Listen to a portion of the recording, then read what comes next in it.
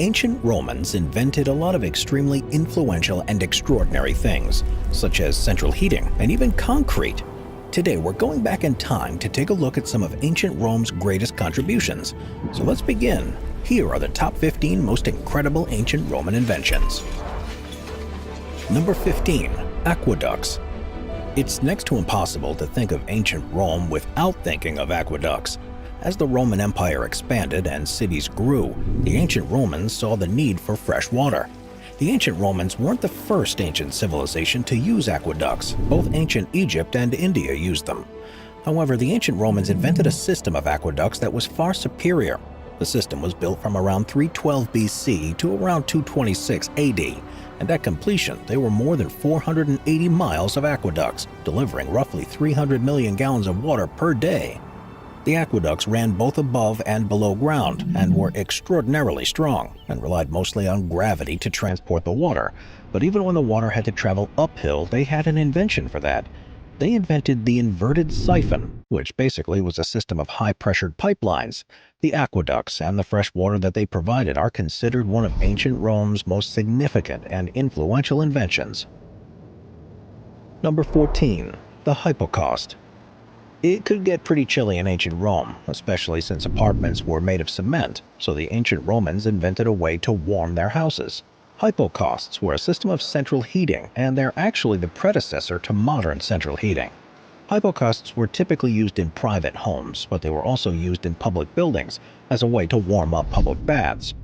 Basically, a hypocaust was a system of hollow chambers that were built between the ground and the bottom of the room. The heat came from a furnace that stood at one end of the room. The hot air from the furnace would flow through the open spaces and then up to heat the floors. Hypocausts were sometimes also built into the walls to heat them up too. The system was pretty ingenious, and it worked really well, so well that we still use similar systems today. Number 13. Bound books. Codex. If you enjoy curling up with a good book, then you have the ancient Romans to thank for that. The Romans invented the very first bound book, called a codex. The book was commissioned by Julius Caesar, who wanted a more manageable way to keep his information safe and secure. Before bound books, information was either carved onto something like clay slabs or written on long scrolls. And you can well imagine clay slabs could easily be ruined, so the information on them was easily lost. And scrolls, well, they could be as long as 32 feet. Which wasn't very convenient, since they had to be unrolled to be read. So the first bound books were born. The books had a cover to protect the pages, and were papyrus pages. The pages were numbered with a table of contents so the reader could find the information quickly and easily. Needless to say, this transformative and incredible bound book invention took off, and now there's more than 100 million books in the world today. Number 12. Roman numerals. As you can already see, the ancient Romans invented some pretty influential things, including a standardized method of counting. Welcome to the wonderful world of Roman numerals, brought to you by, you guessed it, the ancient Romans. Roman numerals were developed out of a necessity. Apparently, counting on fingers wasn't cutting it anymore, so they created Roman numerals. Interestingly enough, the first three numerals are based on an actual hand, though. In Roman numerals, the I indicates 1 unit, or 1 finger. The V indicates 5, the V shape created by the thumb and forefinger when all fingers are held out. And the X is 10, both hands crossed over one another to make an X. The other letters, though, L, C, D, and M, don't really seem to involve hands, and it's unclear where they came from. In any case, these 7 letters make up the thousands of numbers and Roman numerals that are still used today. Number 11. Roman concrete. Concrete isn't exactly an exciting subject, but its invention was integral to ancient Rome.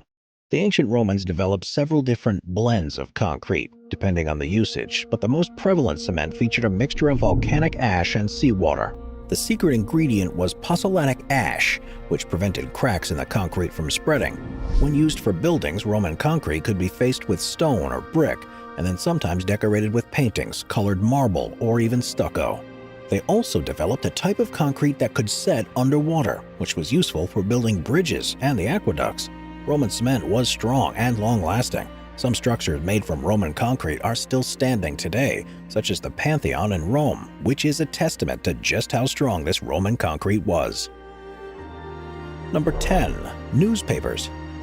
Today, we rely on newspapers and digital devices to give us the news and all the pertinent information we need in one place. But this idea of centralized news reporting can be traced back to the ancient Romans. The ancient Romans invented something called Acta Diurna, which was a daily publication that provided Roman citizens with important news. The publication was inscribed into papyri, metal slabs, and even stone, and was then placed somewhere central in the city. This way, Roman citizens could gather and read all the information in one place. Acta Diurna often had information or news about military victories, important deaths and births, and even upcoming public events and celebrations. So the news was in one part official news, such as decrees of the emperor, and one part private or social, like human interest stories. Acta Diurna began in 59 BC and was used until around 222 AD. It also introduced the expression publicare e propagate, which translates as make public and propagate, which is essentially the theory behind our modern news today. Number 9. Plumbing. When it comes to plumbing and sewage management, ancient Rome was far ahead of other ancient cities. The ancient Romans had a very complex and advanced sewer system, as well as sanitation services. The first sewers were built around 500 BC in ancient Rome, and they evolved over time. Basically, waste was flushed from latrines by way of terracotta pipes into a central channel where it was connected with the main systems and was then washed away into streams and rivers. Public latrines were built all over the city, so even poorer residents who didn't have pipes could use them, although they had to do their business in pots and then empty the pots into the public latrines. They even recycled the public bath water by using it to flush out the latrines. This put the ancient Romans on the forefront of hygiene, along with their public baths and public washing stations. Thanks to plumbing and public washing, the citizens of ancient Rome were squeaky clean, at least by ancient standards, which really isn't all that clean compared to modern-day standards. Number 8. Roman arches. In all fairness, the ancient Romans did not technically invent the arch. They did, however, invent ways to use it in architecture, so they deserve a nod for this one. The ancient Romans used architectural arches to build stronger bridges, larger buildings, and much more superior aqueducts. The ancient Romans used something called rounded arches, which were arches with circular tops. They also used something called an arcade, which was a series of rounded arches. The ancient Romans discovered the value of using architectural arches in the 1st centuries BC. From there, they incorporated arches into many of their structures, which allowed them to build stronger and bigger infrastructures. In fact, the Roman arch became one of the most widely important foundational aspects of Western architecture. It was widely used all across Europe to build things bigger and better. Number 7. The Corvus. The ancient Romans were no strangers to battles at sea, and to reign supreme, they invented and built some pretty cool ships. But one of their most famous and the most significant seafaring inventions was the corvus. The corvus was a type of movable bridge. By using a corvus, a Roman ship was able to attach itself to an enemy ship, and the soldiers were able to walk across it and attack. Sometimes Romans would even engage in combat right on the corvus. The corvus was widely used during the First Punic War in sea battles against Carthage. But before this invention, Rome wasn't exactly master of the seas. But with this invention, they became a force to be reckoned with, eventually winning the First Punic War and control of Sicily and Corsica, which was a monumental step in creating their empire. Number 6. The postal system. If you think the postal system is slow today, imagine living in ancient Rome. But all jokes aside, on the speed of postal service, without the ancient Romans, we might not even have a postal system at all today. The cursus publicus was one of the earliest postal systems and was a way for messages and important notices to be transferred between provinces. The cursus publicus came about around 20 AD and was the brainchild of Emperor Augustus. As the Roman Empire grew, he saw a need for a reliable messaging system. Messages were carried from place to place by way of horses, and as well as horse carts called ridae. And because the ancient Romans had such an advanced road system, a mounted messenger could travel about 50 miles per day. This is not quick by today's standard, but at the time, it was revolutionary. Number 5. Law. The 12 Tables and Corpus Juris Civilis. Some of the law terms we still use today came from the ancient Romans. Pro bono, affidavit, subpoena. Sound familiar? They all come from ancient Rome. The ancient Romans invented a very early code of law called the 12 Tables. It was first adopted around 450 BC, and it detailed various laws regarding really important things like property, theft, and divorce. And it outlined not only these laws, but the punishments for each, so that punishments became standardized. And while the 12 Tables was very influential, it was eventually followed by an even more influential invention, the Corpus Juris Civilis. This was established between 529 and 535 AD under the Emperor Justinian, and it was an ambitious document that essentially synthesized Rome's history of law into one account. It went on to become the basis for a lot of the world's legal systems, and many of the ideas and concepts in it are still being used today in modern law. So just how influential was the Corpus Juris Civilis? Well, have you ever heard of the phrase innocent until proven guilty? Pretty sure most people have, since it's basically the entire concept behind modern law. And yep, that concept comes from the ancient Romans. Number 4. Surgical tools. The Romans invented some of the very first precision surgical tools that went on to influence a lot of modern-day surgical implements in a major way. Ancient Romans saw the need for precision when operating, so they created tools that could do just that. They invented syringes, scalpels, forceps, and bone saws. Some of the surgical tools created by the ancient Romans were so good and so precise that they were used for centuries, unchanged and unadapted. And in addition to their incredible surgical tools, they basically invented the concept of field doctors. Because they had created surgical tools that could easily be transported, they began to send medical professionals right out onto the battlefield to help wounded soldiers. These professionals were called chirurgus, and some of the jobs that they performed included removing arrows, sewing up wounds on the spot, giving medicine, and performing other minor procedures. Both surgical tools and field surgery gave ancient Romans a cutting edge when it came to medical procedures.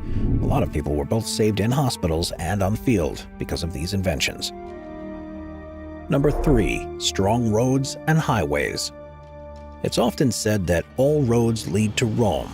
Perhaps this is because Rome actually built roads that could withstand the test of time. The ancient Romans, with their expanding empire, were smart enough to realize the importance of a hardy, well-built road system. In fact, their roadways were crucial to the expansion of their empire. Roads before the Romans were usually just built from a mixture of gravel and rocks. These roads didn't last long and could be very hard to travel on, so the ancient Romans fixed this by making roads with bricks of granite or hardened volcanic lava. These bricks were much stronger than just gravel and rocks, and these new roads could withstand both heavy traffic and inclement weather. Furthermore, they built roads with slight banking so that the rainwater didn't sit on the roads after it rained.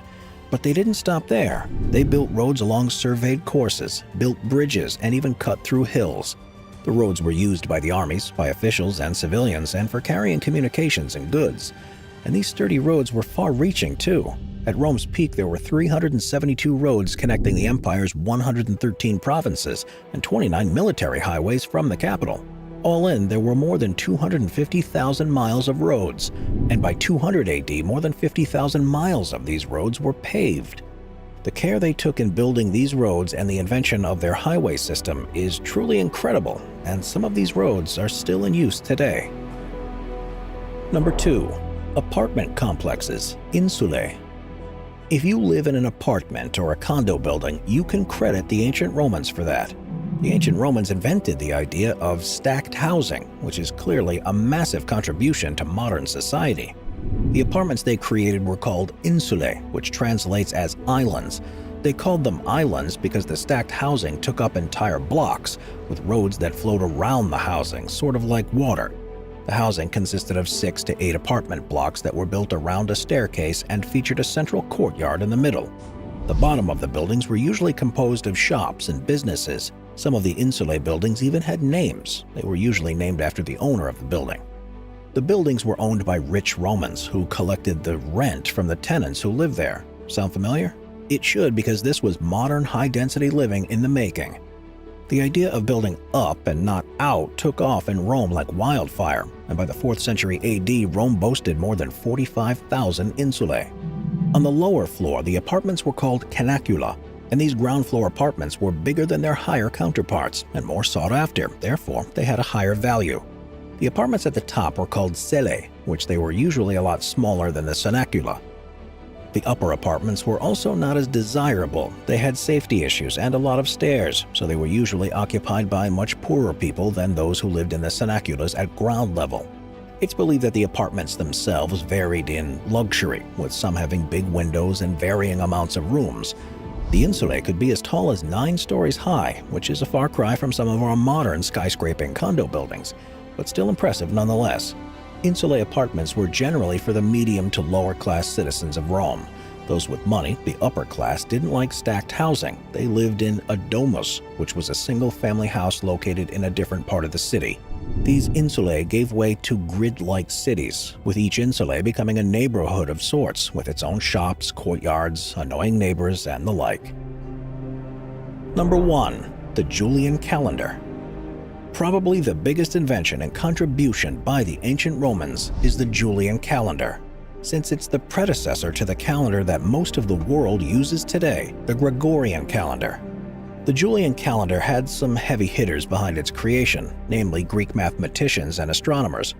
The Julian calendar was used for more than 1,600 years in both the Roman Empire and most of the Western world before it was finally replaced by the Gregorian calendar in 1582. However, very little about the Julian calendar was changed when the Gregorian calendar was created. The only real change was that the average length of the year was reduced slightly from 365.25 days to 365.24 days. The most notable thing about the Julian calendar was that it was introduced with 2 types of years. The first is the normal year, which has the standard 365 days. And the second is the leap year, which has 366 days, with the pattern being 3 normal years followed by 1 leap year. But the addition of a leap year wasn't the only thing that the Julian calendar introduced. It also added 10 days to the length of a year, from the 355-day pre-Julian calendar year to the 365-day calendar year that we use today. To achieve this, 2 days were added to January, August, and December, and 1 day was added to April, June, September, and November. The start of the year was also changed from March 1st to January 1st. All of these changes were a pretty significant shift from the pre-Julian calendar, and because the Julian calendar formed the basis for the Gregorian calendar, this ancient Roman invention is pretty significant. It is, after all, how we count and structure our days, months, and years, so we've given the Julian calendar the honorable number 1 spot on this list of 15 incredible ancient Roman inventions. Watch our binge-watching playlist if you'd like to watch all of our most popular top 15 videos. Grab a drink, grab a snack, and get ready to binge.